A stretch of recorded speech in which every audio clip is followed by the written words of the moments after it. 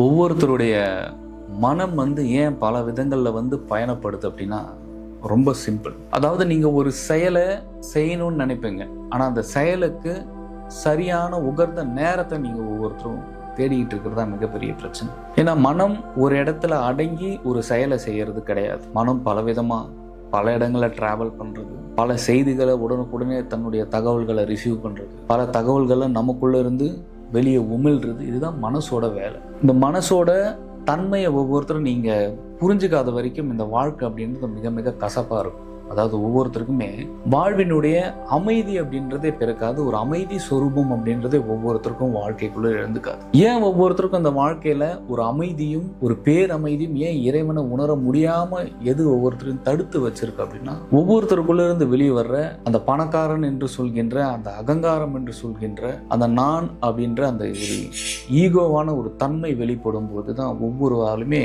இறைவனை முழுமையா உணர முடியாம போறதுக்கு உண்டான ரீசன். ஒரு விஷயம் நல்லா புரிஞ்சுக்கணும், எல்லா விஷயங்களிலுமே எல்லா செயல்களிலுமே பகவான் சிவபெருமான் இருக்கிறார். ஒவ்வொரு செயல்களிலும் ஒவ்வொரு கணப்பொழுதில் ஏற்படுகின்ற ஒரு பிறப்பிலும் சரி, அதாவது ஒரு ஜனனத்திலும் ஒவ்வொரு மரணத்திலும் இறைவன் அப்பொழுது தோன்றுகிறார், மறைகிறார், தோன்றுகிறார், மறைகிறார் அப்படின்ற ஒரு ஆழ புரிதல் ஒவ்வொரு ஆன்மாக்களுக்கும் ஒவ்வொரு மனிதர்களுக்குள்ளேயும் வந்துருச்சு அப்படின்னா, முழுமையாக அவர்கள் தன்னுடைய பரிணாமற்றத்தை அறிந்து இந்த மரண பயம் விலக்கி ஒவ்வொருவருக்கும் மனிதருக்குள்ளார அந்த அமைதி அப்படின்றது ஏற்பட்டுரும். என்னதான் ஒரு மனிதன் நீங்க செய்தாலுமே அனைத்திற்கும் இவன் ஒரு சாட்சியாக நின்று ஒவ்வொரு செயல்களையுமே தன்னை கவனிக்கும் பொழுது, பிற ஜீவராசிகளை கவனிக்கும் பொழுது, பிற இயற்கையில் எப்படி இறைவன் வேறுபட்டிருக்கிறான், இறைவன் எப்பொழுது ஒன்றாகிறான், எந்த பரிணாமத்தில் இறைவன் ஒரு கூட்டு பொருளாக இருக்கான் அப்படின்றத ஒவ்வொருவரும் ஆணித்தனமாகவும் ஆழமாகவும் இறைவனை உணர்ந்து ஒவ்வொரு செயல்களிலும் ஒவ்வொரு நொடிகளிலும் உங்களுக்குள்ளார கொண்டு வரும்பொழுது எளிமையாக இறைவனை நீங்கள் முழுக்க முழுக்க தங்களுள் உணர முடியும். இங்கு யாரும் எதுவும் கொண்டு வரவில்லை,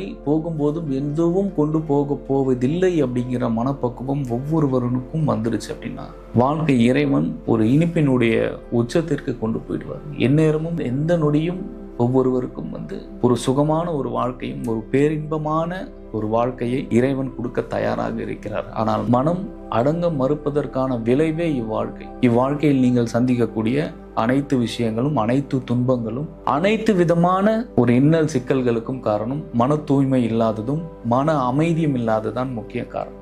மனதை எப்பொழுது தன்வசப்படுத்தி எப்பொழுது மனதை உச்சநிலையில் எப்பொழுதும் தக்க வைக்கிறீர்களோ, அதாவது உச்சிக்கு நடுவே உங்களுடைய மனதை கவனம் சிதறாமல் எப்பொழுதும் மனதை தன்னுடைய உச்சிக்குள்ளில் உணர்வு நிலையிலேயே வைத்திருக்க பழகுகிறீர்களோ, எளிமையாக அனைவருக்கும் ஞானம் என்பது உண்டாகும். ஞானம் என்பது ஒன்றும் பெரியதான ஒரு பொக்கிஷமோ ஒரு மறைக்கப்பட்ட விஷயமோ கிடையாது. தன் உணர்வில் எப்பொழுது நாம் பிறந்தோம், எப்பொழுது நாம் இங்கிருந்து போகிறோம் அப்படிங்கிற இந்த இடைப்பட்ட நாழிகையை ஒவ்வொருவரும் அறிந்தீர்கள், உணர்ந்தீர்கள் என்றால், உணர்வு ரீதியாக உணர்ந்தீர்கள் என்றால் எளிமையாக சகலமும் ஞானமாகத்தான் தெரியும். எதையுமே தனது அப்படின்ற அகங்காரத்தை வைத்து நீங்கள் ஒவ்வொரு பொருளிலும் ஒவ்வொரு செயல்களிலும் உங்களை நீங்கள் இந்த மனதை செலுத்திக் கொள்ளும் போதும், மனதை ஊன்றிக் கொள்ளும் பொழுதும் உங்களுக்கு இங்கு எதுவுமே புலப்படாமல் போகும். இறைவனிடத்தே எல்லாரும் பிச்சைக்காரர்கள் தான். இவர் பெரியவர், நான் சிறியவர் அப்படிங்கிறது கிடையாது. எப்பொழுது நம்மை விட இறைவன் பெரியவன் என்கின்ற ஒரு ஆழ புரிதல் ஒவ்வொரு மனதிற்குள்ளும் எழுகிறதோ, மனம் தன்வசமாகிவிடும்.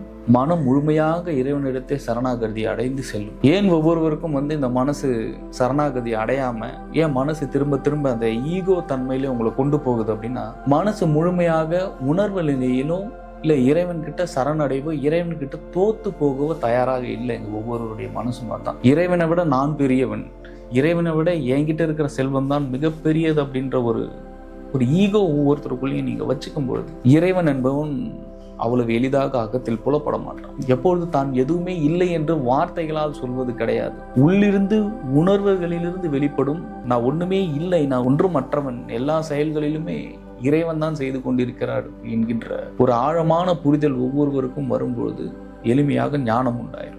இந்த ஞானத்திற்கு தடையா இருக்கிறது என்னன்னா, ஒவ்வொருத்தருக்கும் இல்ல மன நிம்மதி இல்லாம போறதுக்கும் அதீதமான உங்களுடைய ஈகோ மூலமாக நீங்க செயல்படும் செயல்களால் இங்க எதுவும் நீங்கள் இல்லவே இல்லை என்பதை நீங்கள் ஆழமாக நீங்கள் புரிந்து கொண்டு உணர்வு ரீதியாக மெய்யில் பழனப்படும் போது ஒவ்வொருவருக்கும் எளிமையாக இறைவனும் அருட்பெருஞ்சோதி தரிசனமும் இறை பேருணர்வும் இறை ஆற்றலும் இறைவனுடைய அருளும் பரிபூரணமாக கிடைக்கும். இந்த புரிதல் இல்லாத வரை ஒவ்வொருவருக்கும் மன நிம்மதி என்பதோ, மனசாந்தி என்பதோ, முக்தி என்பதோ, மோட்சம் என்பதோ, வாழ்வில் ஒரு உயர்ந்த நிலை, உயர்ந்த பண்பு என்பதோ கிடைக்காது. எவன் ஒருவன் தன்னை தாழ்த்தி கொள்ள தயங்கப்படுகிறானோ அவன் இறுதி வரையில் கர்மாவின் தாக்கத்தால் தாக்கிக் கொண்டே இருக்கும். நான் ஒன்றும் அற்றவன், என்னிடம் ஒன்றும் இல்லை என்று பூரணமாக தன்னை ஒப்புக்கொள்பவன் ஞானி ஆகிறான். எல்லாம் இறைவன் செயலே, எல்லாம் சிவத்தின் செயலே, சகலமும் அவனின்றி இங்கு ஒரு அணுவும் அசையவில்லை, அனைத்திலும் அவனே, அவன் பேரருளே, அவனே அனைத்திலுமாக இருந்து கொண்டு விளையாட்டு காண்பித்துக் கொண்டிருக்கிறான். அனைத்திலும் இறைவனையே